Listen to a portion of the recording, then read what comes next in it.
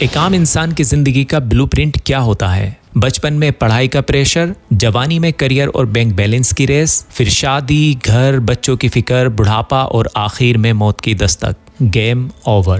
لیکن رکیے، کیا یہ دنیا ہی سب کچھ ہے؟ ہم دن کے 15 گھنٹے اس فیوچر کو سیکیور کرنے میں لگا دیتے ہیں جو شاید کل آئے گا ہی نہیں، اور اس منزل کو بھول چکے ہیں جو 100% گارنٹیڈ ہے۔ آخر اس چھوٹی سی زندگی کا الٹیمیٹ پرپس کیا ہے؟ دنیا کمانا یا کچھ اور؟ کیا ہم اس دنیا میں صرف پیدا ہونے، ڈگری لینے، EMI بھرنے اور ایک دن اچانک مر جانے کے لیے آئے ہیں؟ آخر اللہ نے ہمیں یہاں بھیجا کیوں ہے؟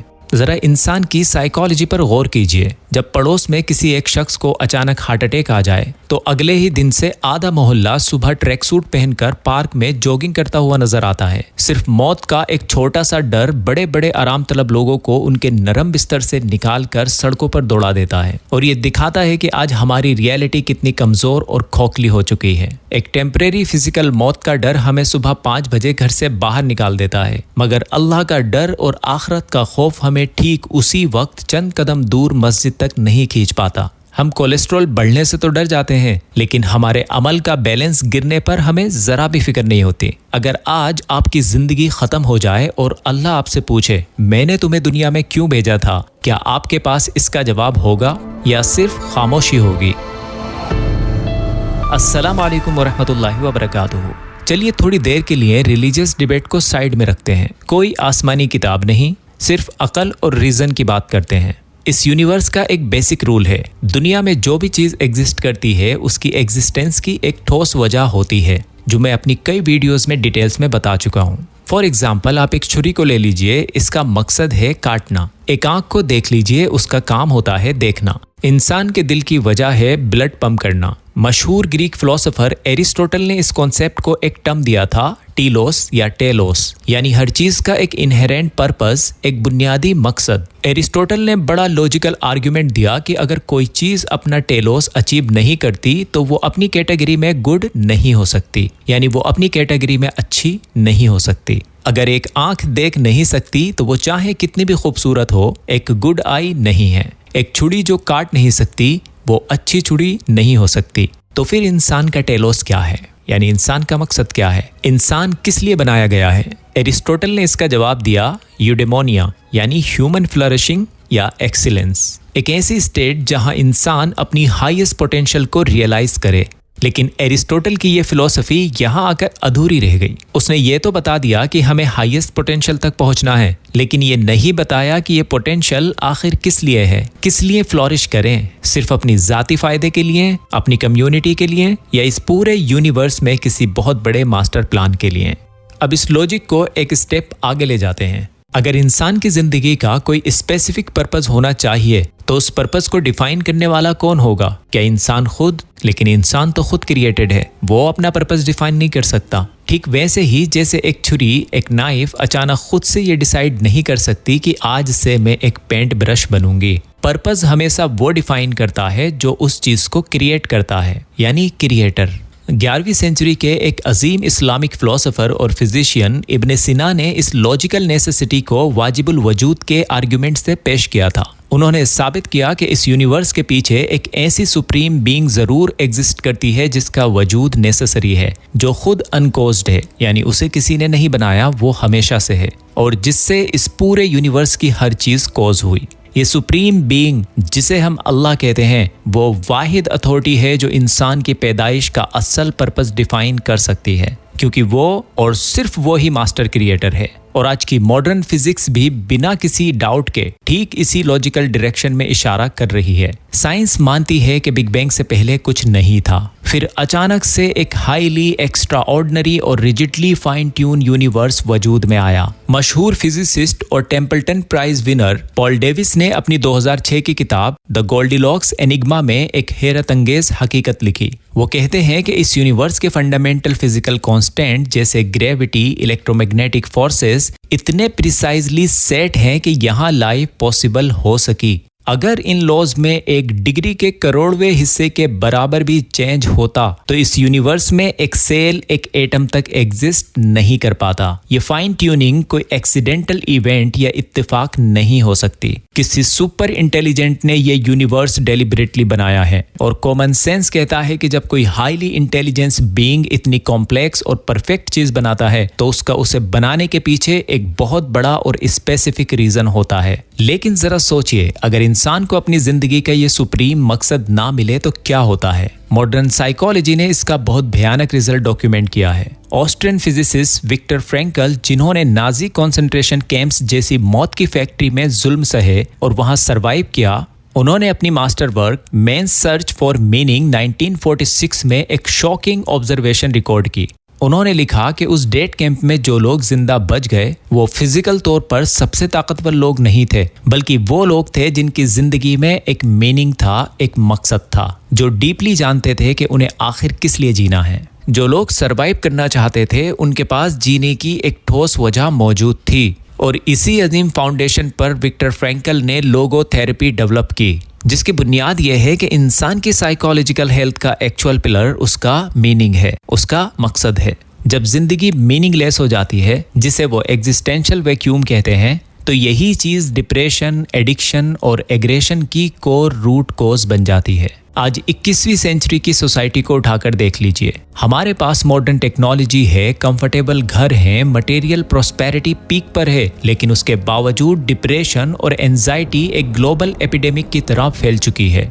WHO की रिपोर्ट सीधा कहती हैं कि आज दुनिया में डिसेबिलिटी का लीडिंग कॉज डिप्रेशन है। आखिर क्यों? इंसान इतना उदास क्यों है? क्योंकि आज के मॉडर्न इंसान के पास जिंदगी गुजारने के लिए सब कुछ है, लेकिन किस लिए जीना है वो पर्पस उसके पास नहीं है। और ये deep psychological reality directly Islamic अकीदे से कनेक्ट करती है। इस्लाम सिखाता है कि इंसान फितरतन अल्लाह को पहचानने की सलाहियत के साथ पैदा होता है, यानी उसकी रूह में ऑलरेडी अल्लाह की तरफ एक ओरिएंटेशन और अपने मकसद की भूख होती है। जब एक मटेरियलिस्टिक सोसाइटी में रहकर इंसान इस फितरत को दबा देता है तो उसके अंदर एक ऐसी बेचैनी और खालीपन पैदा होता है जिसे दुनिया की कोई दौलत, कोई शोहरत, कोई टेम्परेरी प्लेजर भर नहीं सकता। वो खालीपन सिर्फ और सिर्फ तब भरता है जब इंसान अपने क्रिएटर से जुड़ता है और अपने एग्जिस्ट करने के ट्रू पर्पस को हकीकत में पहचान लेता है। जब विक्टर फ्रैंकल की लोगो थेरेपी और कुरानिक फितरत के जरिए इंसान को अपनी जिंदगी का ये सुप्रीम मीनिंग या टेलोस समझ आ जाता है तो उसकी जिंदगी वहां रुकती नहीं है और यहाँ से इस मास्टर प्लान का अगला और सबसे अहम फेज शुरू होता है। जरा सोच कर देखिए, अगर एक अंधेरे और बंद कमरे में हजारों लोग घुटन से तड़प रहे हों, डिप्रेशन और बेचैनी का शिकार हों और अचानक आपको बाहर निकलने का एक रोशन दरवाजा मिल जाए, तो क्या चुपचाप अकेले बाहर निकल जाना ह्यूमैनिटी होगी? बिल्कुल नहीं, वो प्योर सेल्फिशनेस होगी, खुदगर्जी होगी। जब आपको हक मिल जाता है, ट्रूथ मिल जाता है, तो आपकी मॉरल और लॉजिकल रिस्पॉन्सिबिलिटी बन जाती है कि आप भटकी हुई ह्यूमैनिटी को उसकी तरफ बुलाएं। इस्लाम ने इस सुप्रीम रिस्पॉन्सिबिलिटी को किसी एक खास ग्रुप या स्कॉलर्स या मस्जिद की 4 दीवारों तक लिमिटेड नहीं रखा, बल्कि इस्लाम ने एक आम इंसान को, चाहे वो IT इंजीनियर हो, एक स्टूडेंट हो या एक बिजनेसमैन, सबको इस यूनिवर्स के सबसे बड़े मिशन का एम्बेसडर बना दिया। इस कॉन्सेप्ट को प्रॉफेट मोहम्मद सल्लल्लाहु अलैहि वसल्लम ने बहुत मुख्तसर लेकिन पावर पैक्ड हदीस के जरिए क़यामत तक के लिए यूनिवर्सल लॉ बना दिया। सही बुखारी हदीस नंबर 3461, बल्लिगु अन्नी वलौ आया, मेरी तरफ से लोगों तक पैगाम पहुंचाओ, चाहे वो एक आयत ही क्यों न हो। इस हदीस के आखिरी 2 लफ्जों पर गौर कीजिए, वलौ आया, चाहे एक आयत ही क्यों ना हो। इस एक फ्रेज ने इंसान के सारे बहाने, सारे एक्सक्यूजेस खत्म कर दिए। आज का कॉमन मुसलमान ये सोचकर दावा का काम छोड़ देता है कि मैं तो कोई आलिम नहीं हूँ, मेरे पास तो इस्लामिक स्टडीज की कोई डिग्री नहीं है, मैंने तो किताबें हिफ्ज नहीं की, मैं कैसे दीन की बात करूं। ये शैतान का सबसे बड़ा साइकोलॉजिकल डिसेप्शन है, धोखा है, जिसे उसने मॉडर्न सोसाइटी में फीड कर दिया है। प्रॉफेट मोहम्मद सल्लल्लाहु अलैहि वसल्लम ने इस मेंटालिटी को डायरेक्टली तोड़ दिया। उन्होंने क्लियर कर दिया कि दावा करने के लिए आपको परफेक्ट होने की जरूरत नहीं है। अगर आपने कुरान की सिर्फ एक आयत सीखी है, अगर आपको इस्लाम का एक लॉजिकल और साइंटिफिक आर्गुमेंट समझ आ गया है, तो अब वो नॉलेज आपकी जाती प्रॉपर्टी नहीं रही, वो इस पूरी सफरिंग ह्यूमैनिटी की अमानत है जो आपके पास रखी गई है। اور اس حقیقت کو دنیا تک ڈیلیور کرنا ہی آپ کا الٹیمیٹ ٹیلوس ہے، پرپز ہے۔ یہی وہ ڈرائیونگ فورس تھی جس نے محمد صلی اللہ علیہ وسلم کے بعد 1,00,000 سے زیادہ صحابہ اکرام کو اپنے کمفرٹ زون سے، اپنے عالیشان گھر اور مدینہ جیسے مقدس شہر کو چھوڑ کر زمین کے کونے کونے، چائنا سے لے کر افریقہ تک سفر کرنے پر مجبور کر دیا تھا۔ انہیں پتا تھا کہ دنیا کمانا ضرورت ہو سکتی ہے، لیکن دعویٰ ان کی آئیڈینٹی تھی۔ دیکھیں، سائنس ہمیں یہ تو بہت ڈیٹیل میں بتاتی ہے کہ یہ دنیا کیسے چل رہی ہے، لیکن دنیا کی کوئی لیبوریٹری یا ایکویشن ہمیں اس بات کا جواب نہیں دے سکتی کہ یہ دنیا کیوں بنائی گئی۔ اور یہیں سے ہماری عقل ایک ڈیوائن گائیڈنس کی محتاج ہو جاتی ہے تاکہ ہم جان سکیں کہ ہم آخر یہاں آئے کیوں ہیں۔ اللہ سبحانہ و تعالیٰ نے قرآن مجید میں اس لاجیکل آرگیومنٹ کو ان لوگوں کے لیے بہت پہلے ہی کلیئر کر دیا تھا جو زندگی کو صرف پیدا ہونے، کھانا کھانے اور مر جانے کا نام سمجھتے ہیں۔ انسان کی فطرت ہے کہ وہ کبھی نہ کبھی اکیلے میں بیٹھ کر خود سے یہ سوال ضرور پوچھتا ہے کہ میری زندگی کا اصل مقصد کیا ہے، اور اللہ ان لوگوں سے ڈائریکٹ سوال کرتا ہے جو اس دنیا کی بیس لیس اور مٹیریلسٹک زندگی میں کھو گئے ہیں۔ افحسبتم انما خلقناکم عبثا وانکم الینا لا ترجعون، کیا تم نے یہ سمجھ لیا تھا کہ ہم نے تمہیں بیکار بنا کسی مقصد کے پیدا کیا ہے اور یہ کہ تم ہماری طرف لوٹ کر نہیں آؤ گے؟ اب اس آیت نے ہر اس سوچ کی بنیاد ہلا کر رکھ دی جو سمجھتی تھی کہ دنیا صرف انجوائے کرنے اور ایک رینڈم ایکسیڈنٹ کی وجہ سے بننے والی جگہ ہے۔ اللہ نے اس آیت کے ذریعے کلیئر کر دیا کہ تمہارا اس دنیا میں آنا کوئی حادثہ نہیں ہے، بلکہ تم ایک سپریم انٹیلیجنٹ ڈیزائن اور ایک طے شدہ ڈیوائن بلو پرنٹ کا حصہ ہو۔ تمہاری سانسیں گنتی کی ہیں، تمہارا واپس اپنے خالق کی طرف جانا طے ہے۔ تو پھر سوال یہ پیدا ہوتا ہے کہ ہم دنیا میں آخر کرنے کیا آئے ہیں؟ ہمارا اس دنیا میں کور مشن کیا ہے؟ اللہ نے اس الٹیمیٹ سوال کا جواب بہت ہی ڈائریکٹ الفاظ میں دیا ہے جس میں کوئی شک یا ڈاؤٹ کی گنجائش نہیں بچتی۔ سورہ داریات آیت 56 میں اللہ تعالی ارشاد فرماتے ہیں وَمَا خَلَقْتُ الْجِنَّ وَالْإِنسَ إِلَّا لِيَعْبُدُونَ، اور میں نے جن اور انسانوں کو صرف اس لیے پیدا کیا ہے کہ وہ میری عبادت کریں۔ اب یہاں پر سمجھنے والی سب سے اہم بات یہ ہے کہ اسلام میں عبادت کا مطلب کیا ہے۔ ہماری سب سے بڑی غلطی یہ ہے کہ ہم نے عبادت کو صرف نماز، روزہ، حج اور تسبیح تک لمیٹڈ کر دیا ہے۔ یقیناً یہ اسلام کے بیسک پلرز ہیں، لیکن عبادت اس سے کہیں زیادہ براڈ اور کمپریہنسو کانسیپٹ ہے۔ عربک ورڈ عبد کا مطلب ہوتا ہے غلامی یا سلیب بننا۔ عبادت کا اصل مطلب ہے کہ اپنی پوری زندگی کی ہر ایک ایکٹیویٹی کو اللہ کے احکامات پر اور پروفٹ محمد صلی اللہ علیہ وسلم کے طریقے کے مطابق گزارنا۔ اگر آپ ایک اسٹوڈنٹ ہیں اور آپ اس نیت سے ڈیپ ریسرچ کر رہے ہیں اور پڑھ رہے ہیں کہ آپ کی اس نالج سے امت کی بھلائی ہوگی اور امت کی خدمت کرو گے تو یہ عبادت ہے۔ اگر آپ اپنے بچوں کا پیٹ پالنے کے لیے حلال طریقے سے جاب یا بزنس کر رہے ہیں اور لوگوں کے ساتھ آنیسٹ ہیں تو آپ کا وہ آفس جانا اور محنت کرنا بھی عبادت ہے۔ یہاں تک کہ اگر آپ رات کو جلدی اس نیت سے سوتے ہیں کہ صبح اٹھ کر فجر کی نماز ٹائم پر پڑھوں گا اور اگلے دن دین اور دنیا کا کام انرجی کے ساتھ کروں گا، تو آپ کی وہ نیند کا ہر ایک سیکنڈ نامہ اعمال میں عبادت لکھا جاتا ہے۔ ہم اس دنیا میں اس لیے بھیجے گئے ہیں تاکہ ہم زمین پر اللہ کے خلیفہ بن کر اس کے لاز کو اپلائی کریں، اس کے قانون کو اپلائی کریں، انصاف قائم کریں، ظلم کو ختم کریں اور اللہ کے دیے گئے دین کو اپنی زندگی کا سینٹر بنائیں۔ لیکن ہم اس بنیادی مقصد کو بار بار بھول جاتے ہیں کیونکہ اس دنیا کی چمک دھمک، ٹیکنالوجی، سوسائٹی کا پریشر ہماری آنکھوں پر دھوکے کا پردہ ڈال دیتا ہے۔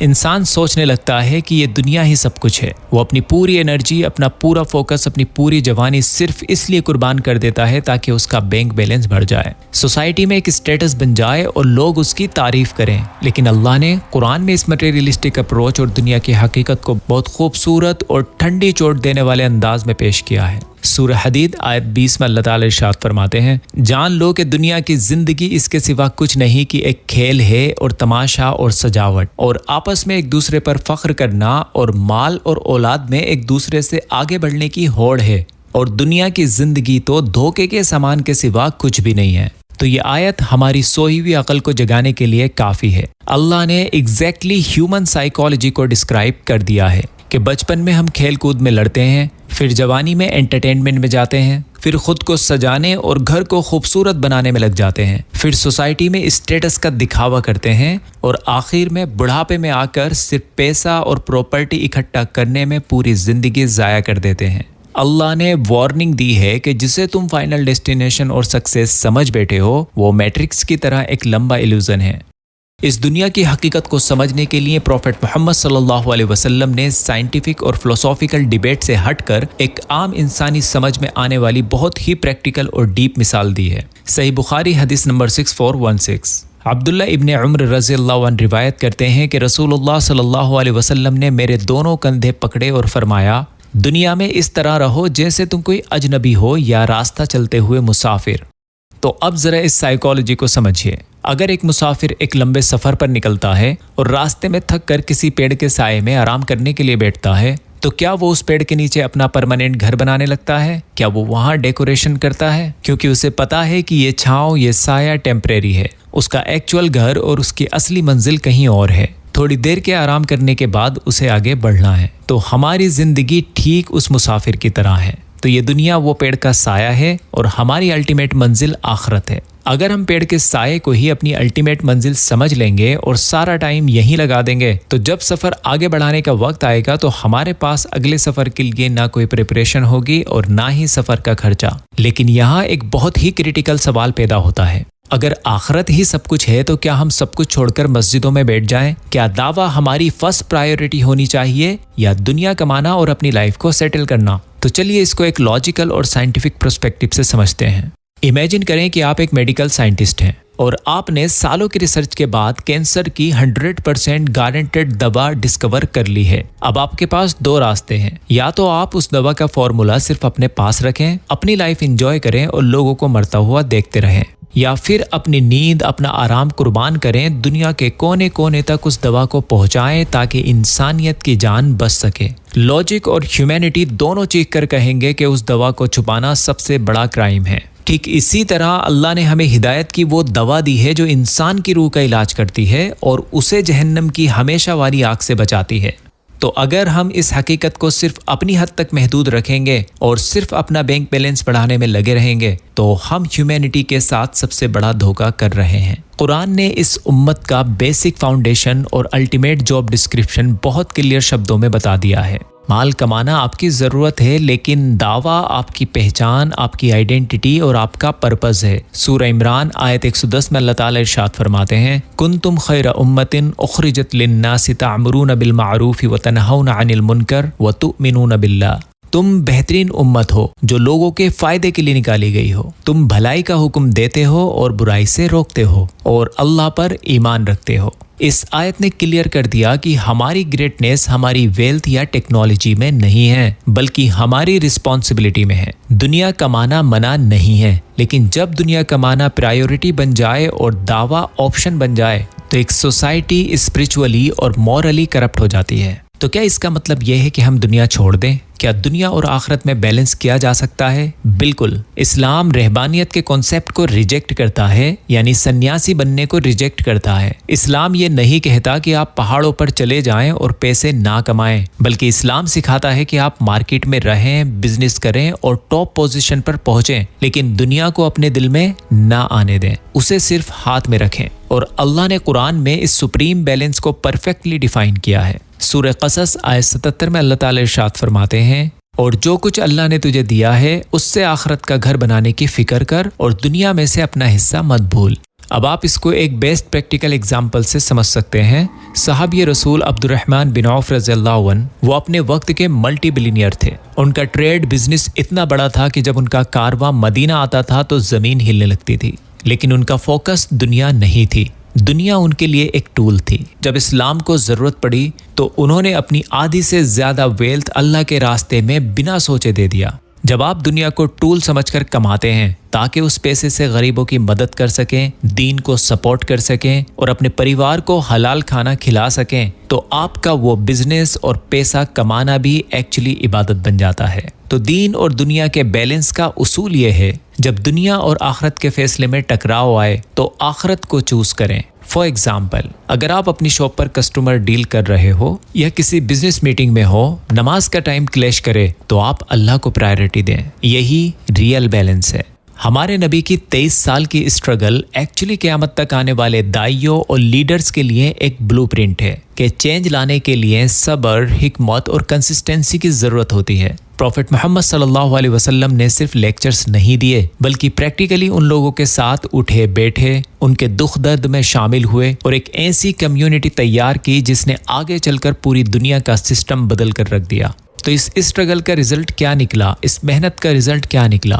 اگر آپ اسٹیٹکس اور ہسٹری کو دیکھیں تو آپ حیران رہ جائیں گے۔ جب پروفٹ محمد صلی اللہ علیہ وسلم نے اپنی زندگی کا آخری حج حجۃ الوداع کیا تو اس وقت میدان عرفات میں لگ بھگ 1,14,000 سے 1,24,000 تک صحابہ کرام ان کے ساتھ تھے۔ ایک ایسی ویب آف ٹرانسفارمیشن آئی تھی جس نے پورے عربین پیننسولا کو حق پر لا کر کھڑا کر دیا تھا۔ لیکن یہاں سب سے بڑا اور سوچنے والا ہسٹوریکل فیکٹ آتا ہے۔ کیا آپ جانتے ہیں کہ مدینہ کے قبرستان جنت البقیع میں جہاں صحابہ دفن ہیں، کتنے صحابہ کی قبریں ہیں؟ ہسٹری اور سیرہ کے ٹاپ اسکالر کے مطابق جنت البقیع میں 10,000 یا 7,000 صحابہ دفن ہیں۔ اب ایک کریٹیکل انالیٹیکل سوال اٹھتا ہے، اگر 1,24,000 کے قریب صحابہ حجۃ الوداع کے وقت موجود تھے تو باقی 1,10,000 سے زیادہ صحابہ اکرام کی قبریں کہاں ہیں؟ وہ مدینہ میں کیوں دفن نہیں ہیں؟ حالانکہ مدینہ تو وہ شہر تھا جہاں ایک نماز کا ثواب 1,000 نمازوں کے برابر ہے۔ وہاں مرنے کی تمنا تو ہر مسلمان کرتا ہے۔ تو اس کا اوتھینٹک جواب ہماری زندگی کو جھنجھوڑ دینے والا ہے۔ باقی کے 1,10,000 صحابہ اپنے گھروں میں یا آرام دائک انوائرمنٹ میں بیٹھ کر اپنی لائف انجوائے نہیں کر رہے تھے، وہ پروفٹ محمد صلی اللہ علیہ وسلم کی آخری وصیت کو سن کر زمین کے کونے کونے میں پھیل گئے تھے۔ آپ صلی اللہ علیہ وسلم نے حجۃ الوداع پہ کہا تھا، جو یہاں موجود ہیں وہ یہ پیغام ان لوگوں تک پہنچائیں جو یہاں نہیں ہیں۔ تو کہیں کسی صحابی کی قبر چائنا کے گونگزو میں ہے تو کسی کی سائپرس میں، کہیں ٹرکی استانبول میں ابو ایوب الانصاری رضی اللہ عنہ کی قبر ہے تو کوئی سیریا، عراق، افریقہ اور سینٹرل ایشیا میں دفن ہے۔ انہوں نے اپنی پسندیدہ جگہ مکہ اور مدینہ چھوڑ دی، اپنے بزنسز، گھر اور کمفرٹ زون چھوڑ دیے، صرف اس لیے کیونکہ انہیں اللہ نے انسانوں کو زمین پر کیوں بھیجا ہے، وائی اللہ سینٹ اس کا فارمولا اور مقصد سمجھ آ گیا تھا۔ ان کے لیے دنیا کمانا یا کمفرٹیبل لائف جینا الٹیمیٹ گول نہیں تھا۔ ان کا سنگل پوائنٹ فوکس تھا کہ ہیومینٹی کو ڈارک ایجز سے نکال کر اللہ کے نور کی طرف لایا جائے۔ تو صحابہ اکرام کے اس الٹیمیٹ سیکریفائز اور گلوبل موومنٹ کی ہسٹری کو سمجھنے کے بعد آج ہمیں خود اکیلے میں بیٹھ کر اپنے آپ سے ایک بہت ہی بروٹل، آنیسٹ اور ڈیپ سوال پوچھنا ہوگا۔ وہ لوگ جن کے پاس نہ ماڈرن ٹیکنالوجی تھی، نہ انٹرنیٹ تھا، نہ ہوائی جہاز تھے اور نہ ہی کمفرٹیبل اے سی والے کمرے، انہوں نے صرف گھوڑوں اور اونٹوں پر سفر کر کے آدھی دنیا کو حق کا راستہ دکھا دیا۔ اور آج ہماری ریئلٹی کیا ہے؟ ہم جن کے پاس سوشل میڈیا جیسا پاورفل ٹول ہے جس سے ایک کلک میں ہمارا میسج ملینز تک جا سکتا ہے، ہم اپنے آرام دائک بستر اور اسمارٹ فونز کے کمفرٹ زون میں قید ہو کر رہ گئے ہیں۔ ہماری صبح دنیا کمانے کی ٹینشن سے شروع ہوتی ہے اور رات Netflix, social media scrolling, watching cricket یا دنیا کے یوز لیس ڈیبیٹس پر ختم ہوتی ہے۔ سائنس ہمیں بتاتی ہے کہ ٹائم اس یونیورس کا واحد ایسا نان رینیوبل سورس ہے جو کبھی واپس نہیں آتا۔ آپ کا کھویا ہوا پیسہ واپس مل سکتا ہے، آپ کی خراب ہیلتھ ریکور ہو سکتی ہے، یہاں تک کہ ٹوٹے ہوئے ریلیشنز جڑ سکتے ہیں، لیکن اگر وقت کا ایک سیکنڈ بھی گزر گیا تو دنیا کی کوئی ریورس انجینئرنگ، کوئی ٹیکنالوجی، کوئی پیسہ اس ایک سیکنڈ کو واپس نہیں لا سکتا۔ ہمارا بایولوجیکل کلاک کنٹینیوسلی ٹک ٹک کر رہا ہے۔ ہم ہر گزرنے والے دن کے ساتھ اپنی موت، اپنے کریٹر سے ملاقات کے اتنے ہی قریب ہوتے جا رہے ہیں۔ اللہ سبحانہ و تعالیٰ نے قرآن میں اس ہیومن سائیکالوجی اور سائنٹیفک ایبسولوٹ ریئلٹی کا ذکر بہت ہی سخت اور سیدھے الفاظ میں کیا ہے۔ سورہ حشر آیت 18، اے ایمان والو، اللہ سے ڈرو اور ہر جان یہ دیکھے کہ اس نے کل کے لیے آگے کیا بھیجا ہے، اور اللہ سے ڈرتے رہو، بے شک جو کچھ بھی تم کرتے ہو اللہ اس سے پوری طرح واقف ہے۔ یہ آیت صرف ایک اسپریچول ریمائنڈر نہیں ہے بلکہ ایک سپریم آڈٹ کا نوٹس ہے۔ کیا آگے بھیجے کا مطلب یہ ہے کہ تم نے اس ریسورسز کا کیا کیا جو اللہ نے تمہیں دیے تھے۔ اس الٹیمیٹ حساب کو سمجھانے کے لیے پروفٹ محمد صلی اللہ علیہ وسلم نے ایک ایسی حدیث بیان فرمائی ہے جسے پڑھ کر کسی بھی زندہ ضمیر والے انسان کی نیند اڑ جانی چاہیے۔ یہ حدیث بالکل کلیئرلی ڈیفائن کرتی ہے کہ آخرت میں ہمارا فائنل ایگزام کن پیرامیٹرز پر ہوگا۔ ترمذی حدیث نمبر 2416 گریڈ حسن۔ قیامت کے دن کسی بندے کے دونوں قدم اس وقت تک اپنی جگہ سے نہیں ہل سکیں گے جب تک کہ اس سے 5 چیزوں کے بارے میں نہ پوچھ لیا جائے۔ پہلا، اس کی زندگی کے بارے میں کہ کہاں گزاری۔ دوسرا، اس کی جوانی کے بارے میں کہ اسے کہاں یوز کیا، کہاں گلایا، کس کام میں لگایا۔ تیسرا، اس کے مال کے بارے میں کہاں سے کمایا، اور چوتھا، وہ مال کہاں خرچ کیا، اور آخری اور پانچواں، اس کے علم اور اس کی نالج کے بارے میں کہ اس پر کتنا عمل کیا۔ اب ذرا اس حدیث کی ڈیپ انالیسس کیجئے۔ زندگی کا سوال تو پہلے ہی پوچھ لیا گیا تھا، تو جوانی کا الگ سے کیوں پوچھا گیا؟ کیونکہ جوانی وہ پیک انرجی فیس ہوتا ہے جہاں انسان کا انٹلیکٹ، اس کی ہیلتھ، اس کے ایمبیشنز اپنے ہائیسٹ لیول پر ہوتے ہیں، اور وہی وہ ٹائم ہوتا ہے جہاں انسان ایلوژنز یعنی شہوت اور دکھاوے کا سب سے بڑا شکار ہوتا ہے۔ اگر آپ نے اپنی جوانی صرف پارٹیز میں، دنیا کی ریس میں اور اپنے ڈیزائرز کو پورا کرنے میں نکال دی تو آخرت کے دن قدم آگے بڑھنا ناممکن ہو جائے گا۔ مال کے بارے میں دھیان دیں تو 2 سوال ہیں۔ صرف یہ نہیں پوچھا جائے گا کہ حلال کمایا یا حرام، بلکہ یہ بھی پوچھا جائے گا کہ خرچ کہاں کیا۔ اگر حلال کما کر صرف برانڈز اور لگژری میں اڑا دیا اور امت کے غریبوں اور مسکینوں اور ضرورت مندوں اور مدرسوں اور مسجدوں اور دعوت کے کاموں میں انویسٹ نہیں کیا تو اس حلال پیسے کا حساب دینا بھی بھاری پڑ جائے گا۔ تو دوستو، یہ سوال وائی اللہ سینٹ اس، اللہ نے ہمیں کیوں بھیجا ہے؟ ہم اس دنیا میں صرف آکسیجن کنزیوم کرنے، EMI بھرنے اور ایک مہنگا گھر لینے اور آخر میں مر جانے کے لیے نہیں آئے ہیں۔ ہم اس دنیا میں اللہ کے خلیفہ، اللہ کے نائب بن کر آئے ہیں۔ ہمارا مقصد ہے اپنے خالق، اپنے کریٹر کو پہچاننا، اس کے آرڈرز کے آگے ٹوٹل سبمیشن کرنا۔ ہمارا الٹیمیٹ جاب ڈسکرپشن ہے دعویٰ، حق کی آواز کو لوگوں تک پہنچانا، چاہے اس کے لیے ہمیں اپنا کمفرٹ زون چھوڑنا پڑے۔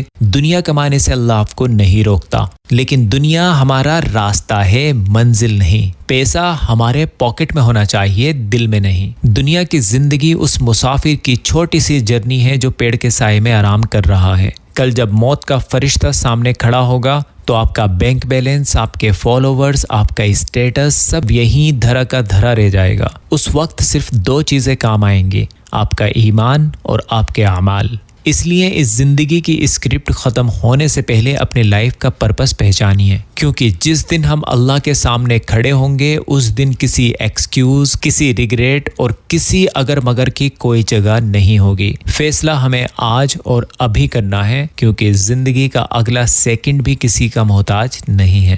اس ویڈیو میں بتائی گئی کچھ باتیں قرآن اور حدیث سے لی گئی ہیں۔ اگر اس میں کچھ غلطی ہوئی ہے تو یہ میری کمی ہے۔ اللہ اور اللہ کے رسول کا دین تمام غلطیوں سے پاک ہے۔ اللہ حافظ۔